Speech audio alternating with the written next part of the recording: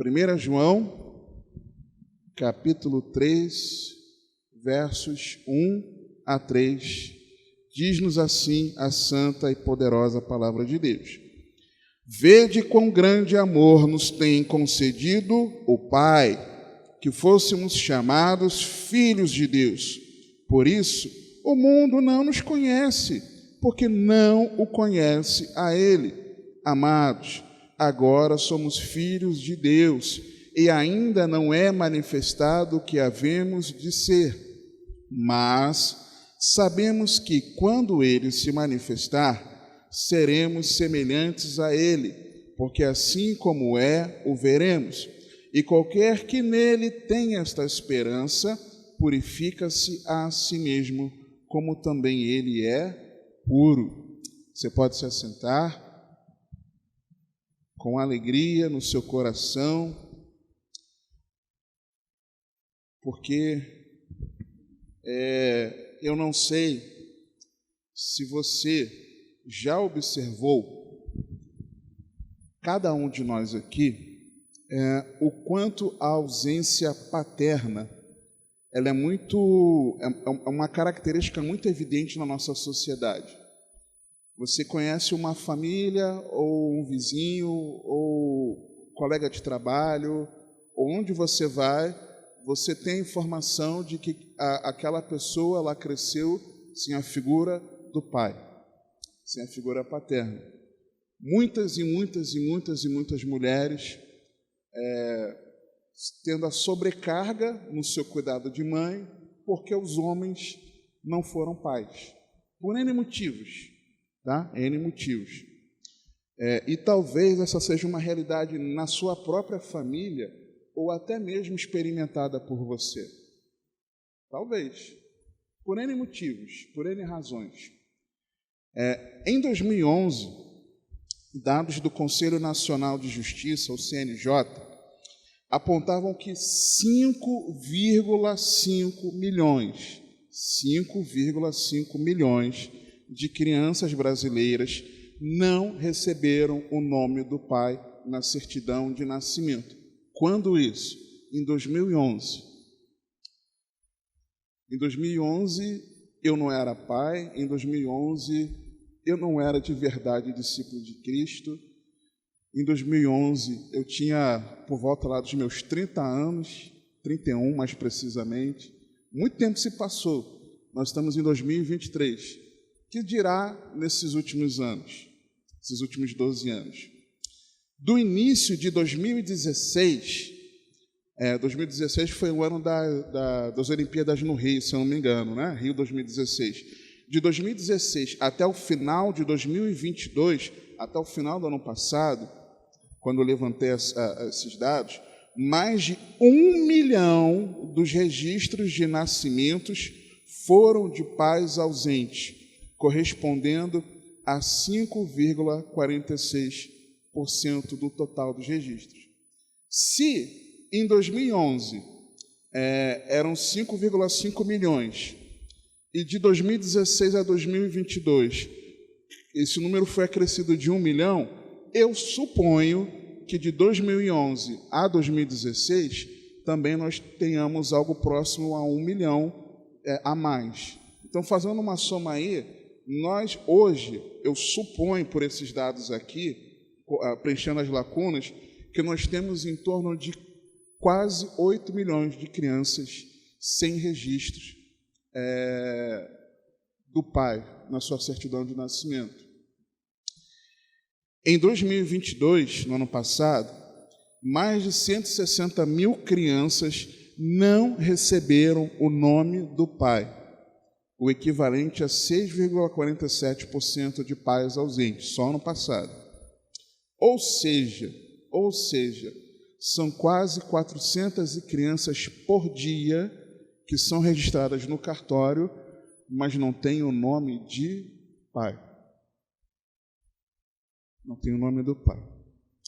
Isso são informações do Portal da Transparência e do Registro Civil, mantido pela ARPEM Brasil, Associação Nacional dos Registradores de Pessoas Naturais.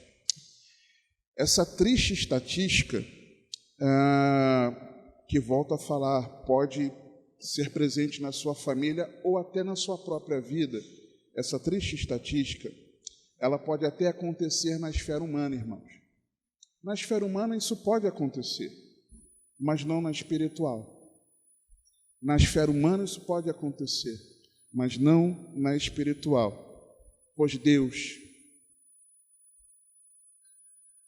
quis nos registrar no cartório celestial e nos fazer seus filhos e permitir que você e eu o chamemos de Pai. Pai. Talvez hoje você tenha dificuldade de se relacionar com Deus como Pai, porque você olha para como foi o teu pai terreno e você tem essa dificuldade de enxergá-lo como teu paizinho. A esfera humana, terrena, natural, ela pode sim nos acometer situações assim. Mas nós temos um Pai nos céus, irmãos. E eu não estou falando isso aqui no lugar de alguém para apontar nada, não. Até porque meu pai saiu de casa, eu tinha 8 anos de idade. Claro, eu amo, me relaciono com ele, conheço, convivo, tenho na certidão de nascimento, nada, né?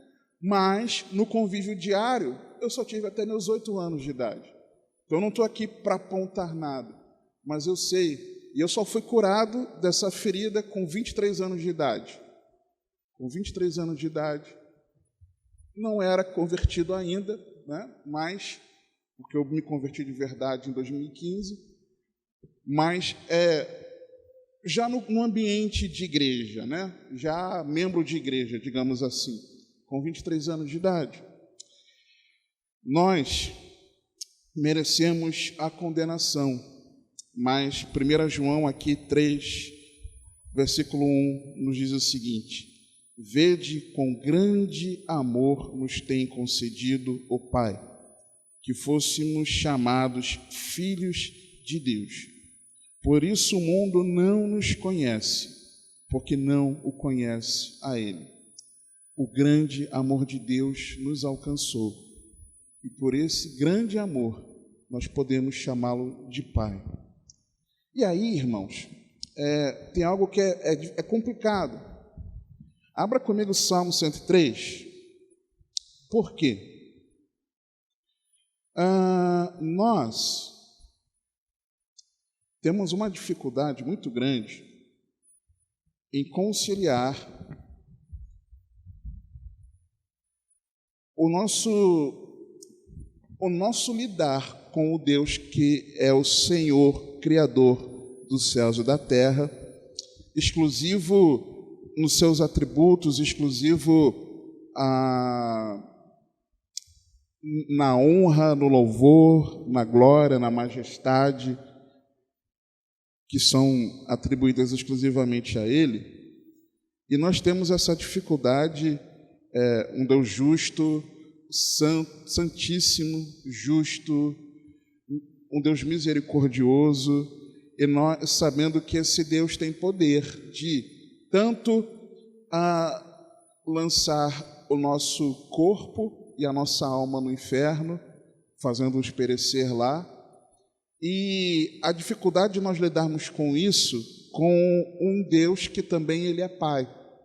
Talvez no seu imaginário, e eu já ouvi isso de algumas pessoas, a pessoa dizer o seguinte: eu imaginava Deus assentado num trono, lá um ancião, barba branca, vestes brancas, com um raio na mão, pronto a lançar nas nossas cabeças. Eu já ouvi isso várias vezes. Só que acompanhe comigo o Salmo 103, versos 8 a 14. Olha o que o texto diz: misericordioso e piedoso é o Senhor, longânimo e grande em benignidade. Não reprovará perpetuamente, nem para sempre reterá a sua ira. Não nos tratou segundo os nossos pecados. Ou seja, não nos tratou segundo os nossos pecados, nem nos recompensou segundo as nossas iniquidades. Por quê, irmãos? porque senão ele já teria lançado um raio sobre a nossa cabeça, simples assim. Pois assim como o céu está elevado acima da terra, assim é grande a sua misericórdia para com os que o temem. Assim como está longe o Oriente do Ocidente, assim afasta de nós as nossas transgressões. Assim como um pai se compadece de seus filhos, assim o Senhor se compadece daqueles que o temem, pois Ele conhece a nossa estrutura, lembra-se de que somos pó. Então, o mesmo Deus que exige temor a Ele, e lembrando que temor não é simplesmente um medo, inclui também o medo, mas é essencialmente a reverência, o respeito àquele a quem nós amamos. Então, se nós temos essa reverência ao Deus Todo-Poderoso, que é santíssimo, e que não nos trata conforme os nossos pecados, mas Ele é misericordioso e longânimo, sabendo, reconhecendo a nossa estrutura, se lembrando de que nós somos pó, aqueles que o temem, Ele trata como filhos. Então, ao mesmo tempo que você e eu devemos ter reverência diante do Deus Todo-Poderoso, nós temos intimidade com Ele porque Ele é o nosso Pai. Está no mesmo versículo, irmãos. Então, esse imaginário que nós temos de um Deus tão distante, assentado no alto sublime trono, é verdade, mas ao mesmo tempo Ele é tão perto que Ele mora dentro do teu coração. É a reverência àquele que está lá, mas ao mesmo tempo é a intimidade com aquele que está aqui dentro, porque Ele é Pai. Então, diante disso, que nós vamos meditar hoje. Nós já vimos que o Senhor é o único Deus, porque Ele tem a exclusividade, sendo desde sempre um só Deus, o Deus único. Mas também Ele é plural, Ele é trino, revelado distintamente como Pai, Filho e Espírito Santo, como nós vimos na última escola bíblica. As Escrituras revelam que Deus é chamado de Pai por ser a causa primeira de toda a vida e criação, a qual Ele governa e protege, sendo tratado como Pai especialmente por seu Filho unigênito, Jesus Cristo, mas podendo ser assim também chamado por aqueles que nele creem e são regenerados pela atuação do seu Espírito, que os transforma em verdadeiros filhos de Deus. Essa definição que a gente tem lá no nosso site. E que, como nós temos feito, essa é a proposta, de nós, essa sentença ela foi feita por meio da leitura de textos abordando esse tema, cada assunto ali. Então, a ideia aqui é nós partirmos da premissa dessa sentença, está lá no nosso site, em Doutrina Bíblica Cristã, e nós meditarmos ao menos um texto de cada frase de cada trecho, né, dessa frase maior. Então, Deus ele é chamado de Pai por ser a causa primeira de toda a vida e criação. Aí eu quero ler com você Isaías 64, a partir do verso 1. Se você está em Salmos, avança. Isaías 64.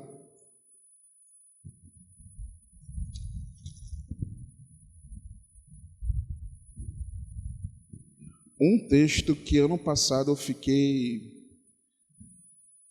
chocado, maravilhado no Senhor, melhor dizendo, né?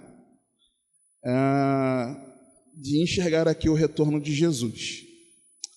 Mas não é sobre isso que nós vamos falar agora aqui do texto, mas sobre Deus ser chamado de Pai por ser a causa primeira de toda a vida e criação. A partir do versículo 1, do 1 ao 9. Ó, se fendesses os céus e descesses, e os montes se escoassem de diante da tua face, como fogo abrasador de fundição, fogo que faz ferver as águas, para fazeres notório o teu nome aos teus adversários, e assim as nações tremessem da tua presença. Quando fazias coisas terríveis que nunca esperávamos, descias e os montes se escoavam diante da tua face, porque desde a antiguidade não se ouviu, nem com ouvidos se percebeu, nem com os olhos se viu um Deus além de ti que trabalha para aquele que nele espera. Saíste ao encontro daquele que se alegrava e praticava justiça, e dos que se lembram de ti nos teus caminhos, eis que te iraste, porque pecamos. Neles há eternidade, para que sejamos salvos. Neles quem? Nos caminhos. Os caminhos de Deus são eternos. Neles há eternidade, para que sejamos salvos. Conduzidos nos caminhos de Deus, há eternidade. Mas todos nós somos como o imundo, e todas as nossas justiças como trapo da imundícia. E todos nós murchamos como a folha, e as nossas iniquidades como o vento nos arrebatam. E já ninguém há que invoque o teu nome, que se desperte e te detenhas, porque escondes de nós o teu rosto e nos fazes derreter por causa das nossas iniquidades.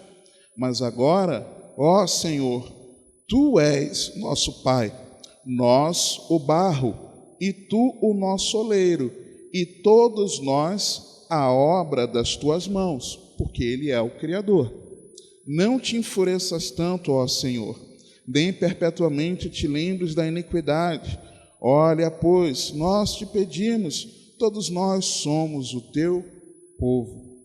Então Deus, Ele a Escritura revela que Deus, Ele é chamado de Pai por ser a causa primeira de toda a vida e criação. Então, Deus é nosso Pai, Ele é o oleiro e nós somos o barro. E o contexto aqui é daquele que aguarda a vinda do Senhor, reconhece as suas misérias e se humilha diante de Deus. Então, Deus, Ele é chamado de Pai por isso, por ser a causa primeira de toda a criação, vida e criação. Mas também, no capítulo anterior, por Ele governar e proteger sua criação. A versículo Isaías 63, versos 15 a 19. Atenta desde os céus e olha desde a tua santa e gloriosa habitação. Onde estão o teu zelo e as tuas obras poderosas?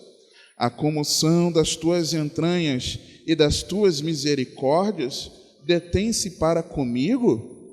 Mas tu és nosso Pai, e ainda que Abraão não nos conhece e Israel não nos reconhece, tu, ó Senhor, és nosso Pai, nosso Redentor, desde a antiguidade é o teu nome. Porque, ó Senhor, nos fazes errar dos teus caminhos, porque endureces o nosso coração para que não te temamos. Volta por amor dos teus servos, as tribos da tua herança. Só por um pouco de tempo o teu santo povo a possuiu. Nossos adversários pisaram o teu santuário.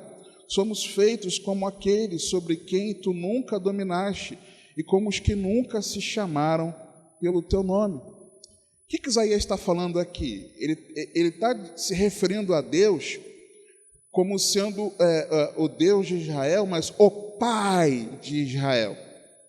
Porque era Ele que governava, conduzia, protegia e era o Redentor de Israel. Nós não lemos muito na Bíblia, especialmente nos Evangelhos, falando dos filhos de Abraão, os filhos de Abraão, porque a nação se originou de Abraão, ok? Então, todo descendente de Abraão, eles chamam de filho de Abraão, filho de Abraão, filho de Abraão. O que Isaías está fazendo aqui? Isaías está quebrando esse estigma de que, somos filhos de Abraão, para chamar a atenção de Deus nessa oração aqui e dizer: Deus, ainda que Abraão não nos conhece, nós falamos que somos filhos de Abraão, mas Abraão não nos conhece, ele não nos viu nascer. Isaías já, tempos e tempos depois, Ele não nos conhece, não nos viu nascer, mas o Senhor é o nosso Pai. Ele quebra esse estigma de filhos de Abraão para dizer, olha, tudo bem, nós somos descendência de Abraão, mas nós somos teus filhos. O Senhor é o nosso Pai. O Senhor é que nos conduz nos teus caminhos. O Senhor é que é o nosso Redentor. O Senhor é que nos governa e nos protege. Por isso, tu és o nosso Pai. Tá? Deus ele é chamado de Pai por ser tratado como Pai, especialmente por seu Filho unigênito, Jesus Cristo. João capítulo 5. E como foi difícil, irmãos, escolher um texto para falar de Jesus chamando Deus de Pai. Mas o Senhor deu a direção para esse aqui, João 5, porque são muitos textos importantes, mas para a gente ganhar dinamismo, João 5, 17 a 27.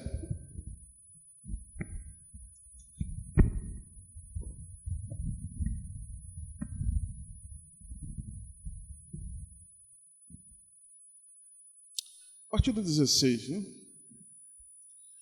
João 5, Evangelho de Jesus, segundo João, capítulo 5, versos 16 a 27. E por esta causa os judeus perseguiram a Jesus e procuravam matá-lo, porque fazia estas coisas no sábado. E Jesus lhes respondeu, meu Pai trabalha até agora, e eu trabalho também. Por isso, pois, os judeus ainda mais procuravam matá-lo, porque não só quebrantava o sábado, mas também dizia que Deus era seu próprio Pai, fazendo-se igual a Deus. Ou seja, quando Jesus dizia, e aqui nesse caso especificamente, chamando Deus de Pai, ele estava se chamando de filho de Deus e igual a Deus. Ou seja, quando Jesus falava, o meu Pai que está nos céus, o meu Pai, Jesus estava falando, eu sou um com ele, eu sou Deus. Eu sou Deus. Continuando, 19. Mas Jesus respondeu e disse-lhes, na verdade vos digo, que o Filho por si mesmo não pode fazer coisa alguma, se o não vir fazer o Pai, porque tudo quanto ele faz, o Filho faz igualmente. Porque o Pai ama o Filho e mostra-lhe tudo o que faz, e ele lhe mostrará maiores obras do que estas, para que vos maravilheis. Pois assim como o Pai ressuscita os mortos e os vivifica, assim também o Filho vivifica aqueles que quer. E também o Pai a ninguém julga, mas deu ao Filho todo o juízo, para que todos honrem o Filho como honram o Pai. Quem não honra o Filho, não honra o Pai que o enviou. Na verdade, vos digo que quem ouve a minha palavra e crê naquele que me enviou, tem a vida eterna e não entrará em condenação, mas passou da morte para a vida. Em verdade vos digo que vem a hora, e agora é, em que os mortos ouvirão a voz do Filho de Deus, e os que a ouvirem viverão. Porque, como o Pai tem a vida em si mesmo, assim deu também ao Filho ter a vida em si mesmo, e deu-lhe o poder de também exercer o juízo, porque é o Filho do homem. Jesus chamando Deus de Pai, e por que o Espírito Santo deu a direção de escolher esse texto aqui? Está falando da vida eterna, nós temos vida eterna quando cremos em Deus, e cremos que Ele enviou o seu Filho Jesus, mas o último versículo, por que Jesus, que é o Filho do Pai Celestial, o Filho unigênito do Pai Celestial, por que Jesus ele tem a autoridade de exercer o juízo e nos retribuir segundo as nossas a vida com que nós levamos aqui na terra? Por quê? Porque ele se humilhou e se fez filho do homem. Jesus faz questão de dizer aqui que porque ele se humilhou e se tornou um ser humano, quando ele voltar, ele tem poder de exercer juízo sobre mim e você. E aí, esse juízo, ele vai partir de qual ponto? Vai partir desse ponto aqui, 24. Na verdade, vos digo o quê? Quem ouve a minha palavra e crê naquele que me enviou, tem a vida eterna, e não entrará em condenação, mas passou da morte para a vida. Quem não ouve a minha palavra, quem não está nem aí para os meus ensinamentos, quem não está nem aí para crer, compreender, crendo que o Pai enviou o seu Filho para que todo aquele que nele crê não pereça, mas tenha vida eterna, quem não está nem aí, quando eu retornar, e eu vou retornar para fazer juízo, eu vou retribuir segundo as suas obras na vida, segundo como viveu, melhor dizendo. Deus é chamado de Pai, mas ser tratado como Pai especialmente por Jesus, mas podendo ser assim chamado por aqueles que nele creem. Aí é aquele nosso texto clássico de João, capítulo 1, João 1, versos 11 a 13.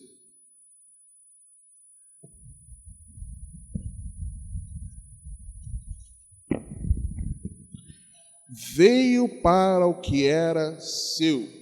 Está falando do verbo que estava com Deus, que era Deus, e no princípio com Deus. E todas as coisas foram feitas por ele, e sem ele nada do que foi feito se fez. Está falando dele. Veio para o que era seu, e os seus não o receberam. Mas a todos quantos o receberam, deu-lhes o poder de serem feitos filhos de Deus, aos que creem no seu nome, os quais não nasceram do sangue. Ou seja, a minha filha, Ana Beatriz, ela não é filha de Deus por eu crer em Jesus. Não é por sangue, não é por ela ser minha descendente sanguínea, não é.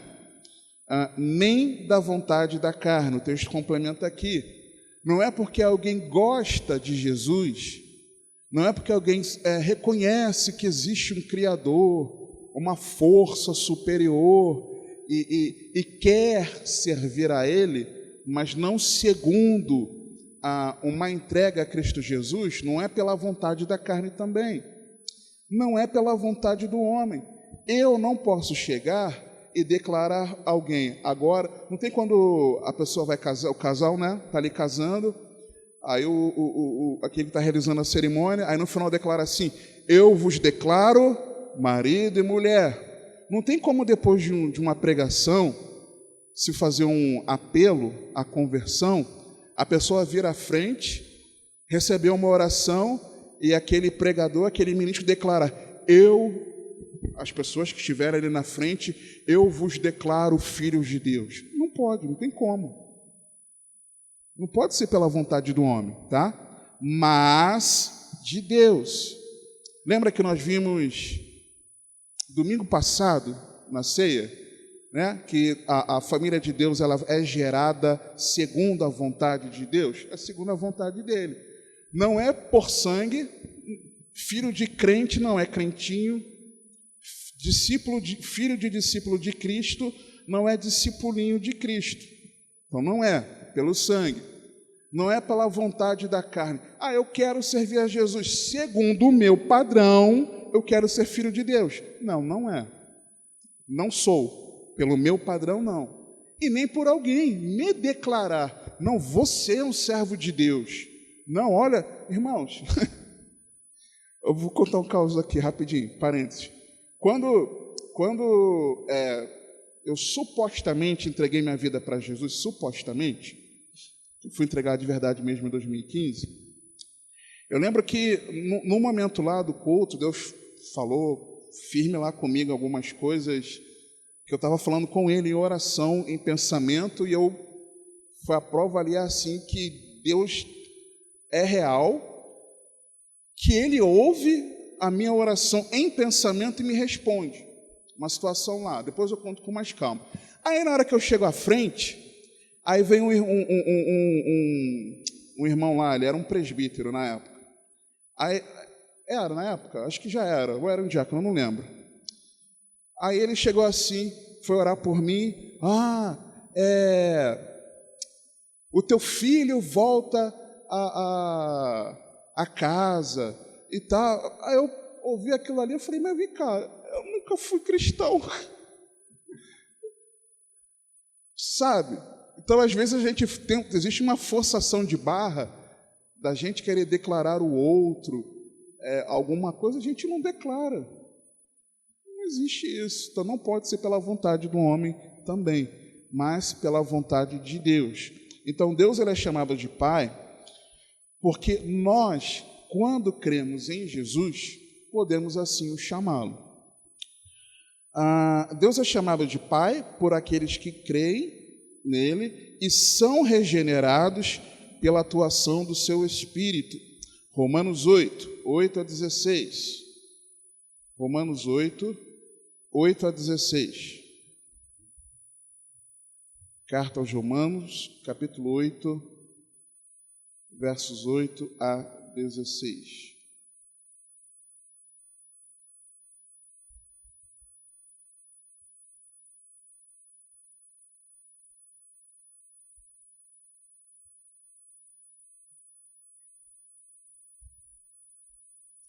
Portanto, os que estão na carne não podem agradar a Deus.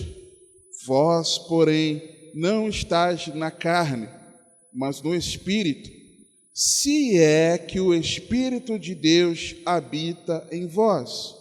Mas se alguém não tem o Espírito de Cristo, esse tal não é dele. E se Cristo está em vós, o corpo, na verdade, está morto por causa do pecado, mas o Espírito vive por causa da justiça. E se o Espírito daquele que dentre os mortos ressuscitou a Jesus habita em vós, aquele que dentre os mortos ressuscitou a Cristo também vivificará os vossos corpos mortais pelo seu Espírito que em vós habita. De maneira que, irmãos, somos devedores, não à carne, para viver segundo a carne. Ou seja, agora, já que o Espírito Santo habita em nós, e é o Espírito de Cristo, nós não devemos nada para a nossa carne. Nós podemos fechar a porta na cara da tentação quando ela vier. Porque se viverdes segundo a carne, morrereis. Mas se pelo Espírito mortificardes as obras do corpo, vivereis. Porque todos os que são guiados pelo Espírito de Deus, esses são filhos de Deus. Quem que é guiado pelo Espírito Santo e que pelo Espírito nega a si mesmo, vive novidade de vida, renuncia, mortifica a sua carne? É quem foi regenerado pelo Espírito. Por isso é chamado de filho de Deus. 15. Porque não recebestes o espírito de escravidão, para outra vez estardes em temor, mas recebestes o espírito de adoção de filhos, pelo qual clamamos, Abba, Pai. Aí não só isso, não apenas nós recebemos o espírito, tá, de adoção de filhos, e por causa do Espírito em nós, nós temos esse clamor em nós desse relacionamento com o Paizinho. Mas não só isso, versículo 16, o próprio Espírito testifica, confirma com o nosso Espírito que somos filhos de Deus. Então, Deus é chamado de Pai porque regenerou os seus filhos pela atuação do Espírito Santo. Deus é chamado de Pai porque os transforma em verdadeiros filhos de Deus. Gálatas, capítulo 4, versos 4 a 7.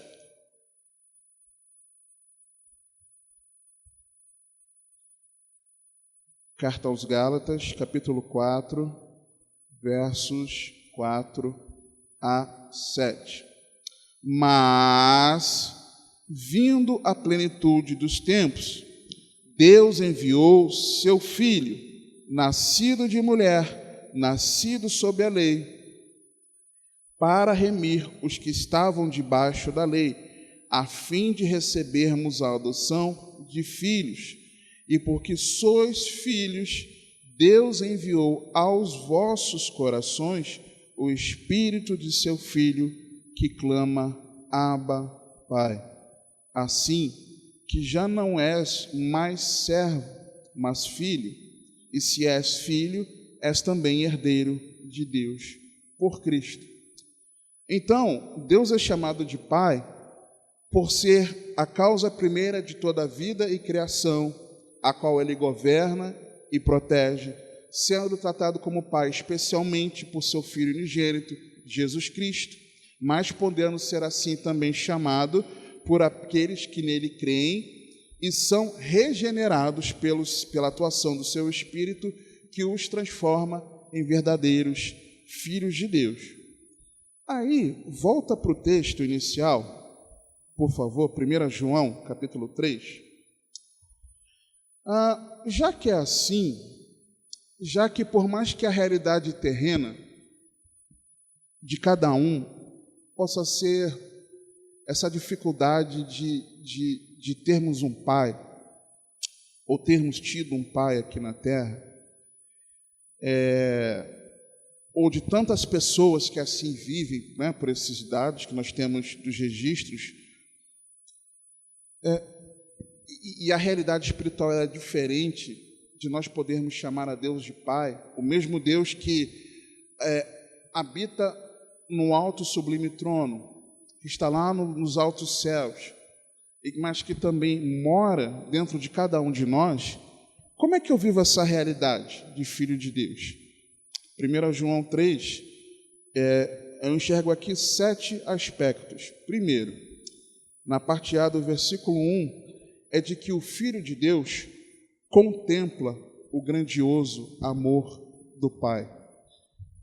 Vede quão grande amor nos tem concedido o Pai, que fôssemos chamados filhos de Deus. O verdadeiro Filho de Deus, ele olha, aqui um pouco daquilo que Luciana estava falando na oração, em todo momento ele se lembra do sacrifício de Jesus na cruz. Em todo momento ele lembra que Deus enviou o seu Filho unigênito para nos salvar.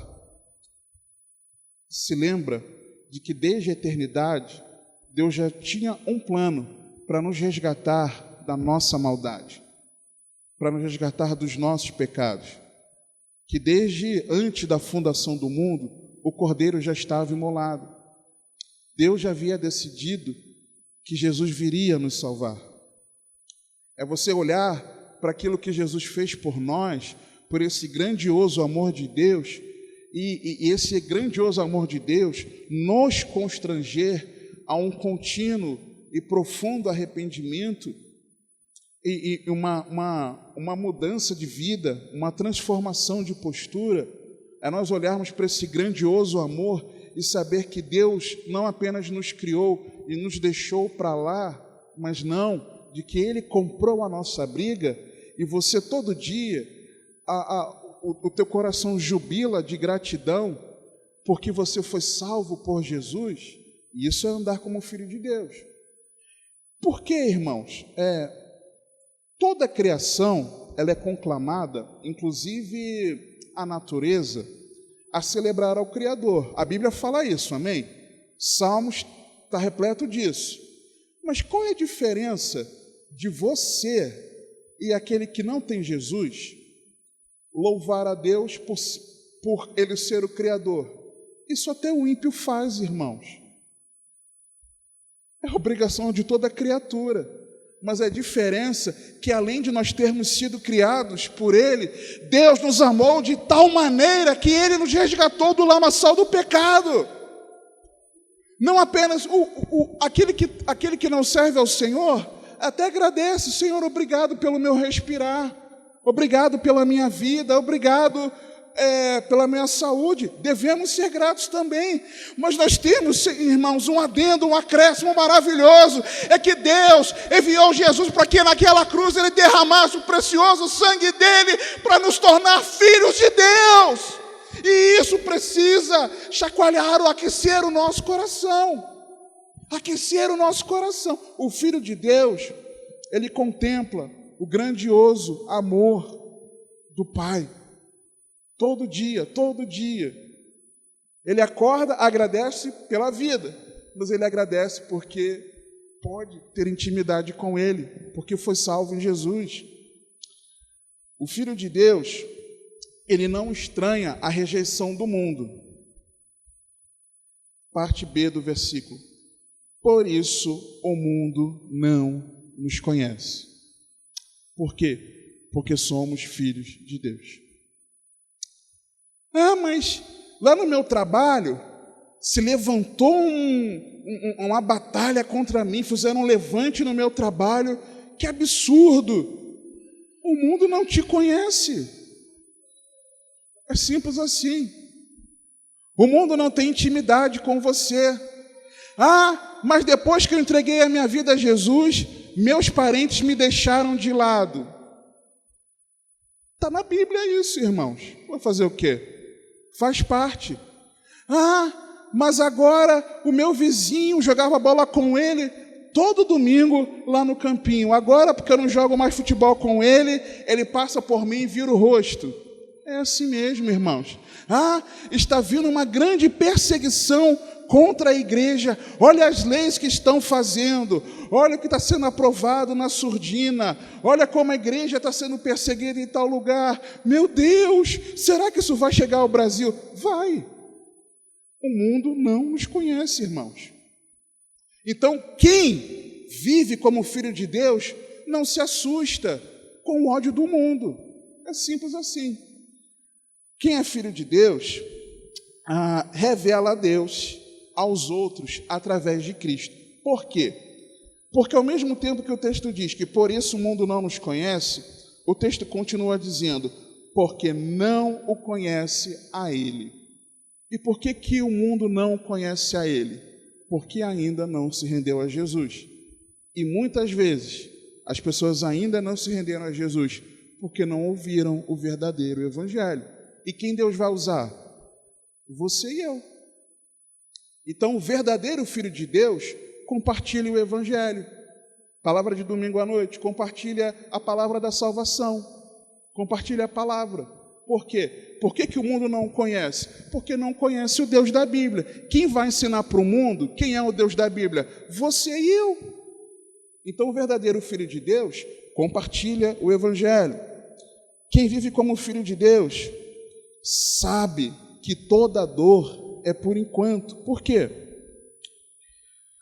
Versículo 2, na parte A. Amados, agora somos filhos de Deus, e ainda não é manifestado o que havemos de ser. Nossos corpos serão transformados em corpos gloriosos. E a Bíblia declara que é mais do que, não vai ter mais problema, não vai ter mais sofrimento. Mas a Bíblia diz que o próprio Deus vai secar as minhas lágrimas. E eu sei que todo o sofrimento dessa vida terrena é por enquanto. Porque quando nós nos encontrarmos com o Senhor, toda dor e sofrimento vai passar. E por isso você e eu, ainda em meio às tristezas, ainda em meio à dor, ao sofrimento, nós nos alegramos porque nós temos Jesus. Toda dor vai passar, irmãos. Toda dor vai passar. Ainda não é manifestado o que havemos de ser. Seremos transformados em semelhança a Ele. E todo sofrimento, essa leve e momentânea tribulação, ela vai passar, irmãos. Se alegre, você é filho de Deus. Você é filho de Deus. No teu momento de dor, de sofrimento, você pode rasgar o teu coração de lábios fechados ainda e dizer no teu coração, no íntimo do teu coração: Paizinho, me ajuda, está doendo, eu estou sofrendo, me ajuda, Pai. E por experiência, irmãos, todas as vezes que eu fiz isso, o problema pode não ter se resolvido, como muitas vezes, mas Deus resolveu o meu coração. Deus tratou o meu coração. Deus tratou o meu coração e sarou aquela ferida que estava me causando dor. O verdadeiro Filho de Deus, ele ama a vinda do Senhor. Por quê? A partir do versículo 2. Mas sabemos que quando ele se manifestar, não é se ele se manifestar, não é se, é quando. Não é se Jesus vai rasgar os céus. Não é, se Jesus fender os céus e descer. Não, ele vai rasgar os céus com poder e grande glória. E o verdadeiro Filho de Deus ama a vinda do Senhor.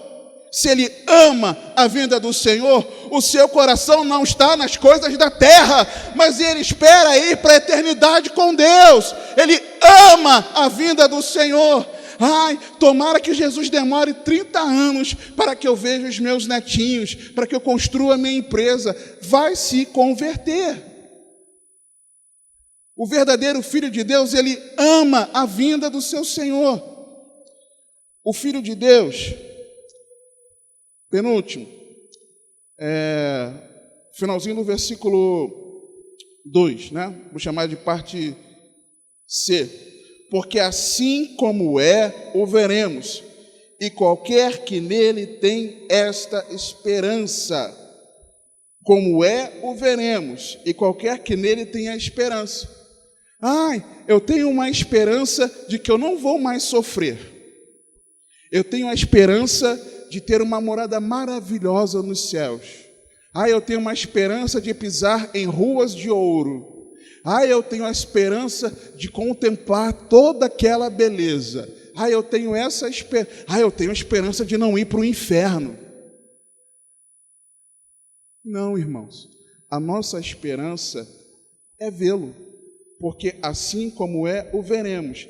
E qualquer que nele tem esta esperança. Que esperança? De assim como ele você vê. Essa é a nossa esperança.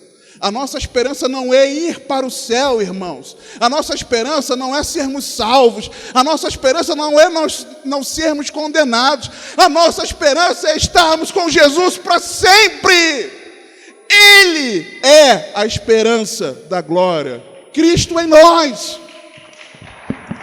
Glória a Deus. Glória a Deus. A Deus toda a glória. Cristo em nós. Ele é a esperança da glória. A nossa esperança é Jesus, não é o céu.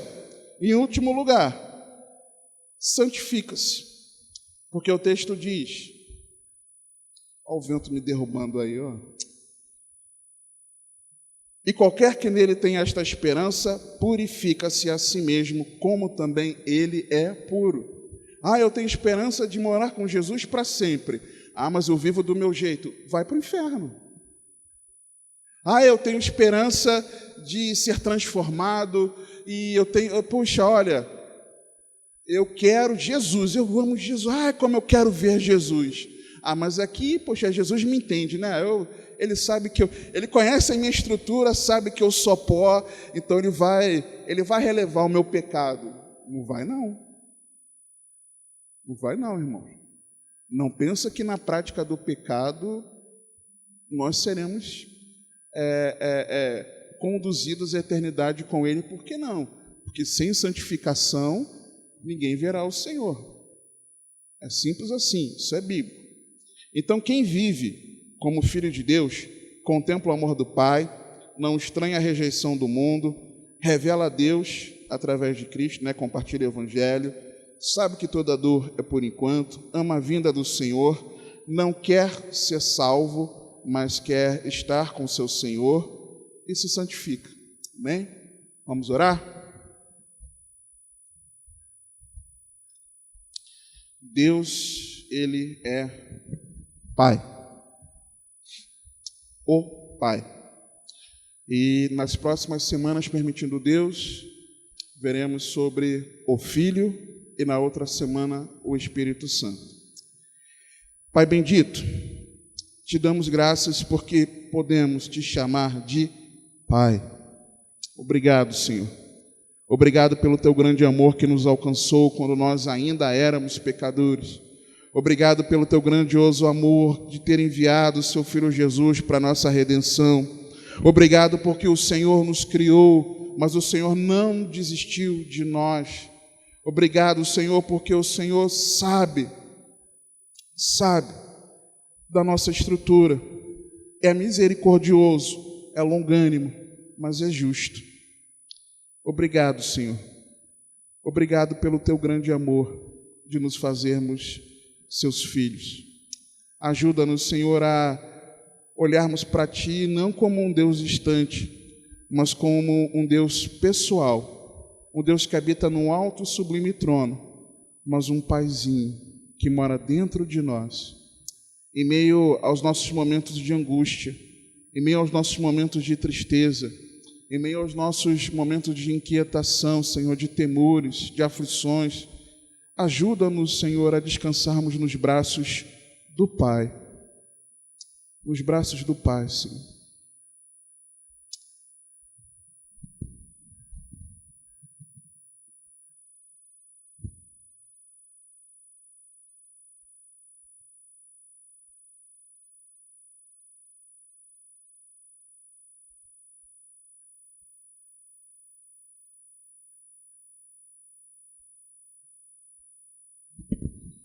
Nos braços do Pai.